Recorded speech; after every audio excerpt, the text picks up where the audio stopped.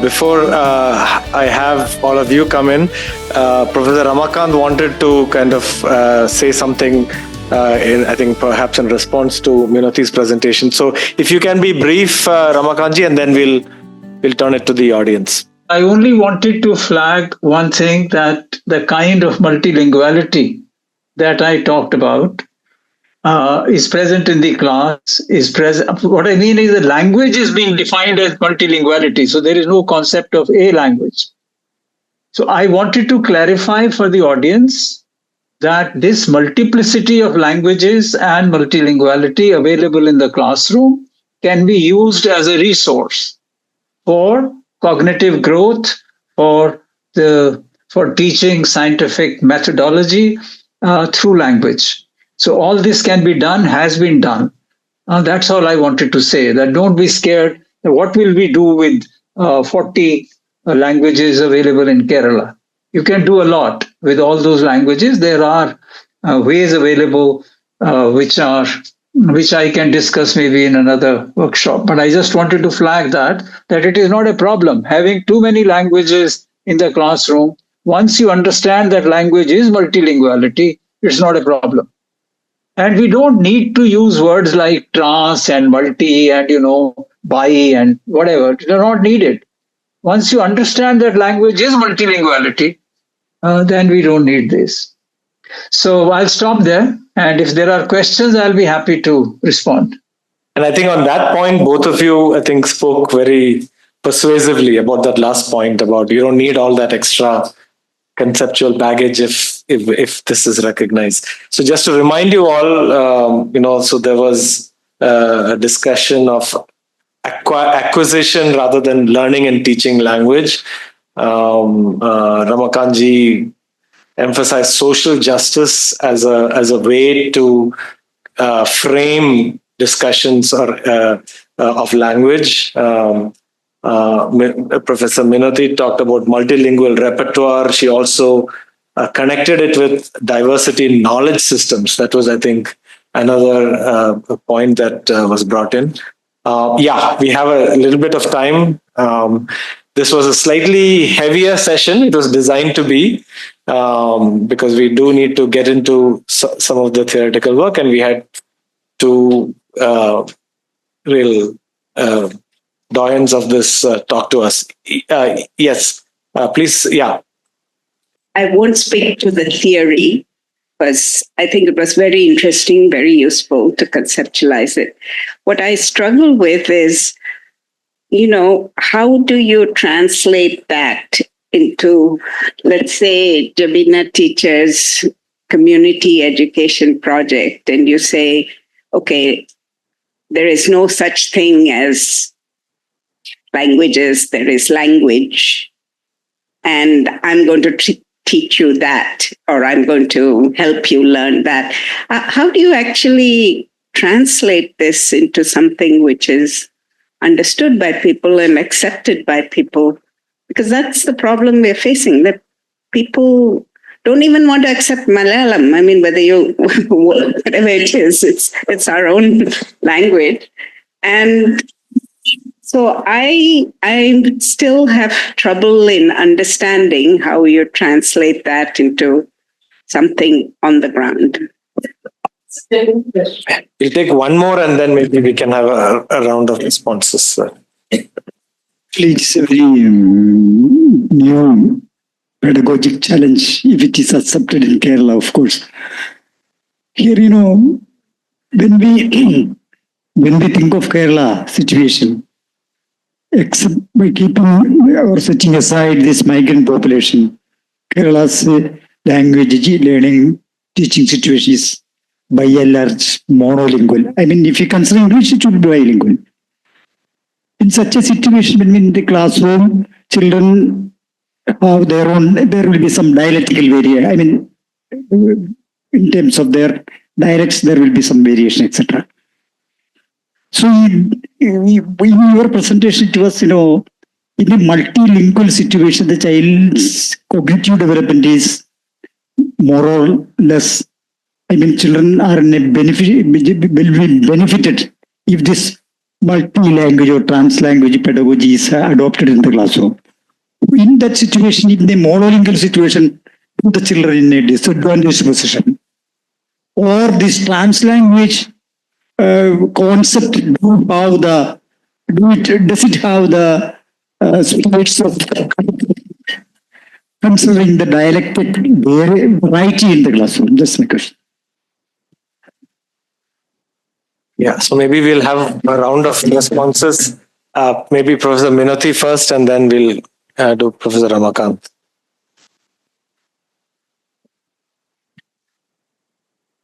Is it something connected? Then yeah. It's just connected to the point. Even within a language, and this was something Ramakant was talking about, that within a language also there are multiple varieties, and that's especially true of English in today's global context. So if you could also, point to that in response to his question. Hello? Yeah. Oh, this is working. Okay. I'll the first responses to this question of stigma. Yes, this is very, very real.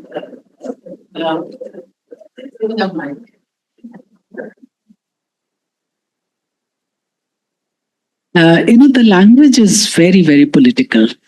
And obviously the power also exercised itself through language.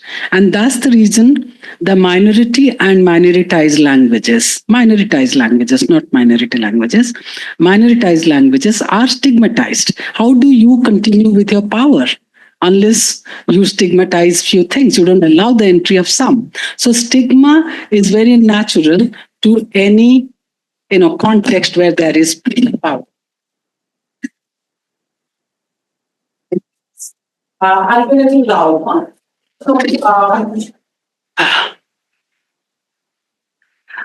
The stigma is now, this is working, yes. Is the stigma that is at, that's creating hindrance, because multilinguality is accepted by almost everybody. If you go to somebody's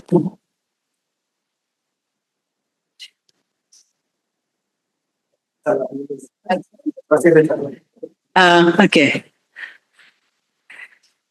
People who haven't attended seminars on multilingualism and are not aware of our debates have accepted multilingualism everywhere. It is a norm, the most acceptable phenomenon. But when you talk about language, start talking about language, the hierarchy comes. And so, why, multilingualism is probably one of the most stigmatized than, say, use of Saura in Saura area schools, the tribal languages in tribal area schools. Because आपने अपभ्रंश कर दिया ना, मिला जुला भाषा बोल रहे हो, purity खत्म हो गया, hierarchy के तो नीचे, neem is purity है ना. Ramat does it very well, in his sessions. So, the first attack would be on this stigma. And how do you destigmatize it? I'm discussing this in my forthcoming book, From Principles to Praxis. How do you destigmatize it? And debates like this, developing awareness and knowledge of this kind will only help you destigmatize. And also, one has to show how power reproduces itself through stigma. Till we discuss that, it will not be abandoned. Okay, I'll come to the second question. Okay, here also I wanted to say that, language is a cognitive phenomenon and language is a sociolinguistic phenomenon. We need to distinguish a bit. Many times when we talk about language as a cognitive phenomenon, we talk about as a semiotic tool. And this semiotic tool is, we're not born with this semiotic tool. It is human invention. It's outside me. And then it becomes part of me. Okay. But when we talk about language as a sociolinguistic phenomenon, boundaries do come, identities come, the names will come naturally. So I am equally uncomfortable with, using only language when language is used to discriminate people, to stigmatize people, and also deny certain kinds of rights and accesses to people. And so in 2021 paper, there's a chapter which was published in a book edited by both Rama and me, and there was a third editor also. There I have talked about it, is that when I don't take names of languages, and I only talk in terms of, language being a multilingual thing, but I understand Rama. So I don't want to get into wrong debate. Rama makes a very different kind of point. What I'm saying, suppose I just don't allow use of languages, and I just say translanguaging. Okay. And that's where I don't agree with Ofelia Garcia, because when she talks about translanguaging, as if there is no power hierarchy between languages in the classroom. Okay, she says there is power hierarchy, but she doesn't know how to handle that power hierarchy. It's not at the center of the debate. And the moment we bring languages, the hierarchy comes in.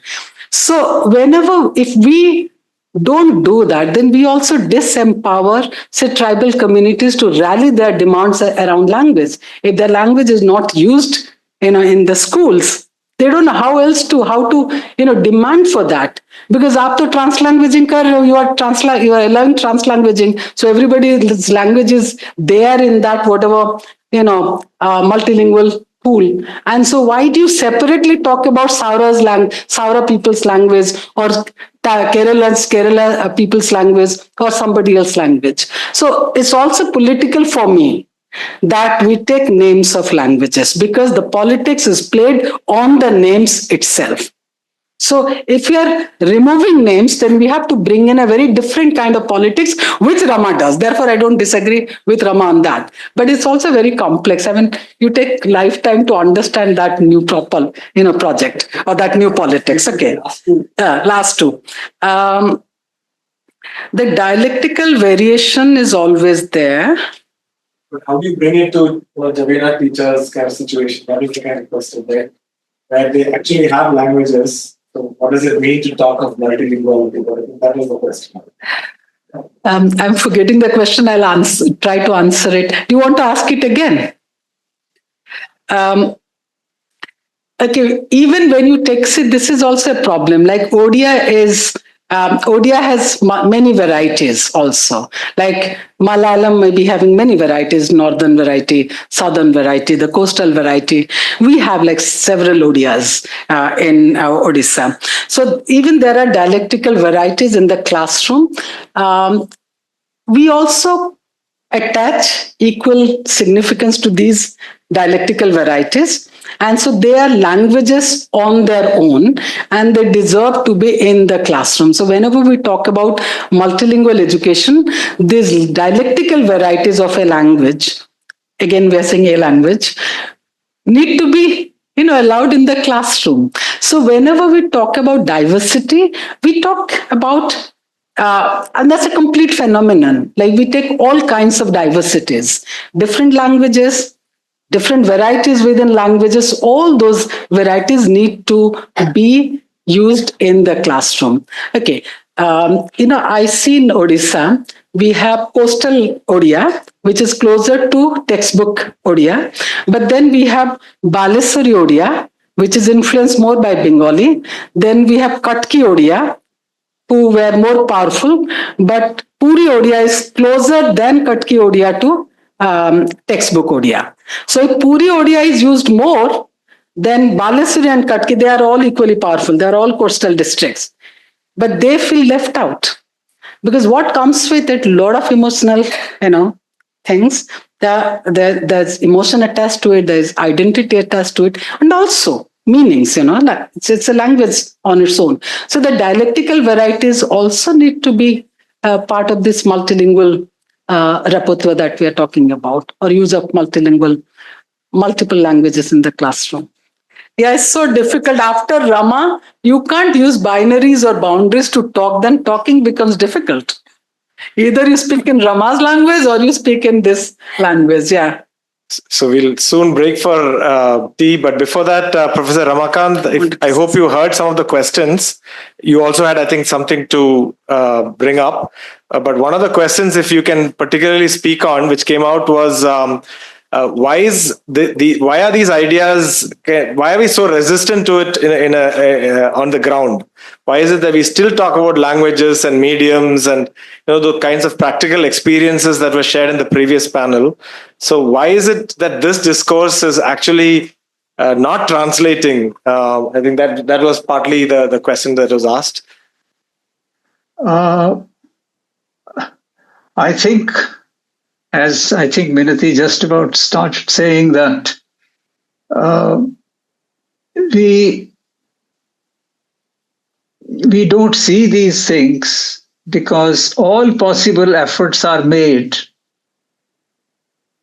to make us not to see these things. I mean, every possible effort is made that is why I said at the beginning of my talk that you have to look at this phenomena through a variety of lenses. Certainly, the two fundamental lenses are those of social justice and of language and of the human mind. Now, you see, there is nothing else but Abhransha. Please understand, there is nothing else. There is only Abhransha, and Abhransha is multilinguality. Anyone who talks of a standard language, anyone who is being taken for a ride, anyone who talks for a language should understand that he is being taken for a ride by the linguist like us, by the politicians, by the teacher training institutes, by various academies who give awards.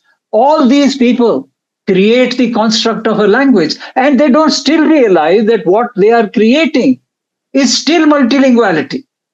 It's not. I mean, I was very glad somebody pointed out about English. If you want to continue, if I start speaking to you, I can speak 5 or 6 varieties of English. You will not understand a word. You will not understand a word, I can bet it. If you go to Yorkshire, none of you will understand a word. If you go to Australia, many of you won't understand a word. Okay? And of course, when those people come, they don't understand a word of our English. So we are very different. These are all multilingualities. They are all Abhranshas. So RP, the received pronunciation, so-called received pronunciation of England, standard British English or standard American English, is itself multilinguality, is an Abhransha. But through the social processes, is made to be in such a position to be in the universities and the colleges and in the books and in the dictionaries. You see, do you have a dictionary of your own language? We don't have dictionaries. Who looks at a dictionary of his or her own language? Nobody. You look up a dictionary of another language, not of your own language. You don't need a grammar of your language because it is in your head. It's already there. You know it. And you know multiplicity of languages. So that is why I have been saying that we need to get out of this trap which is laid for us in the name of social power, in the name of social structure, to the exclusion. Something like again and again, Minati, this is sort of, how you miss out or talking about. You talk of dialectal variation. Why? Why do you talk of dialectal variation? There is linguistic variation. There is multilinguality. There is no that means you are already accepting there is some language and there is some dialect. There isn't. That's the point I'm making. There is no language, there is no dialect. There is only multilinguality. That's what there is. And at that point, it is equal. There is a sense of equality. And as I said, in the classroom, you can elicit data from the speakers of different languages. You privilege every child. Okay, let us say you take the case of a word like, let us say, ladka. So you have different words for ladka. So you get those words on the board, orally or in writing, slowly. You make the plural. By the end of the class, you can see these things on the video, which I have done. It's so easy to, unless you create space for the child to speak in the classroom, you have lost her already. If she cannot speak in the classroom, she is out of the classroom. So we need to have this perspective on multilinguality and implement it so that every child is as privileged as the other child. That is why, unless we have social justice principles clear to us, we cannot make any intervention into education. So I think I'll stop. I have a lot more to say, but some other time. Yeah, thank you to both speakers. There was a question which came through the Zoom. It has to do with the question is, how can one revise the Masters in English Literature syllabus with respect to updated curriculum to appeal to new realities and so on? I don't think that question is, unless you either speaker wants to speak from the lens of multilinguality, but otherwise I'll just I can. You see, the point is that people should look at how Delhi University syllabus has evolved over a period of time. I mean, now central to Delhi University syllabus is the translations of different languages. So they are beginning to see that what is the importance of multilinguality. I think that is the question you should ask. How can we make the syllabus of Masters in English more relevant for social justice? I think that is the question you should ask. And you will get your answers. We don't ask that question. That's my problem. You don't ask that question. Thanks, Ramakant ji. I think Professor Minati will have the last word, and then we'll have tea. Last word? Oh, why should she have the last word? See, No, I will not. That I will not allow.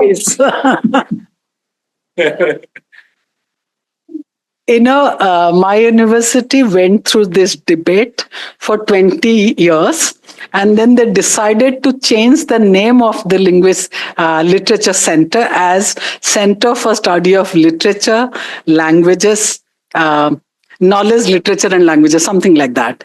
So through that, they brought in literature written in different languages, and then they taught in a English literature program. So even a lot of these nomenclature changes are attempts to accommodate what you were asking.